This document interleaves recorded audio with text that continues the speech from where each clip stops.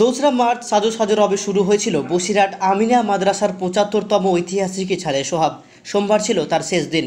প্রথম দিন থেকেই জনমানুষের উপস্থিতি ছিল চোখে পড়ার মতো। শেষ দিনেও লক্ষাধিক মানুষের সমাগম লক্ষ্য করা যায়। এদিন ৪৮ জন ছাত্রদেরকে সম্মানীয় পাগড়ি মাথায় পরিয়ে দেওয়া হয়। এদিন এই অনুষ্ঠানে উপস্থিত ছিলেন বসিরহাটের বিধায়ক দীপেন্দু বিশ্বাস। তিনি পানীয় জল, ফল ও কিছু নগদ অর্থ প্রদান করেন। ভারতবর্ষের মানুষ শিক্ষার জন্য এখানে আসে, তার সাথে অবস্থান আমাদের এখানে যে আমরা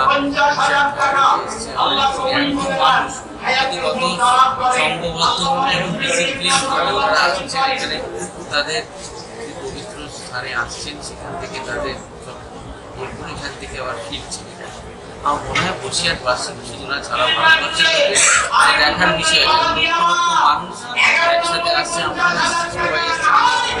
সাহেব এসছেন, আমাদের আশপাশের এসছেন, তারা এসেছেন। মনে একটা ঐতিহাসিক জায়গা, আর যতদিন যাবে এটা আরো বড়, আরো নিরাপত্তা। এছাড়াও এই মাহেন্দ্রক্ষণে উপস্থিত ছিলেন বাদুড়িয়ার বিধায়ক কাজী আব্দুর রহিম দিলু। তিনি এই মাদ্রাসাকে সহযোগিতা করাকে ব্যক্তিগত কর্তব্য বলে মনে করেন। বিধায়ক হিসেবে মাদ্রাসার জন্য যা কিছু করণীয় তিনি করবেন এমনও প্রতিশ্রুতি দেন। এটা একটি অত্যন্ত ঐতিহ্যবাহী এবং আল্লাহর দরবারে কবুল হওয়া একটি মাদ্রাসা। আল্লামা রুহুল আমিন রহমতুল্লাহ প্রতিষ্ঠিত মাদ্রাসা। আমি বিধায়ক হিসেবে আজকে এখানে এসেছি ঠিকই, কিন্তু এই মাদ্রাসার সঙ্গে আমাদের একেবারে আত্মিক একটা সম্পর্ক আছে। আমার পিতা গফর সাহেব, তিনি প্রায় 50 বছর যাবৎ এখানকার বিধায়ক ছিলেন এবং এই মাদ্রাসার সরকারিভাবে যে স্বীকৃতি, সেটা আমি আলেম এবং ফাজেল দুটো বিভাগ তৎকালীন মুখ্যমন্ত্রী সিদ্ধার্থ শঙ্কর রায়কে সঙ্গে নিয়ে এনে এই ইসলে সাহেবের এই মজলিস থেকে সেদিন এই মাদ্রাসার সরকারিভাবে স্বীকৃতি যে ব্যবস্থাপনা, সেটা আমার পিতা কাজী আবুল গফর সাহেবের হাত দিয়ে হয়।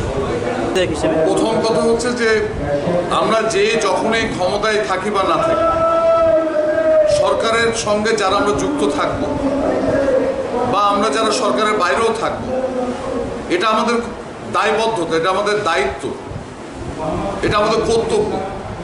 এখানে কিছু করে তার সীমা থাকে না, মানে করার কোনো শেষ নেই, যেহেতু কমের জন্যে, সমাজের জন্যে, মানবতার জন্যে। সব মিলিয়ে এক আনন্দমুখর পরিবেশের মধ্য দিয়ে শেষ হলো ঐতিহাসিক আমিনিয়া মাদ্রাসার এই ইছালে সোহাব। Bureau report, Bengal TV.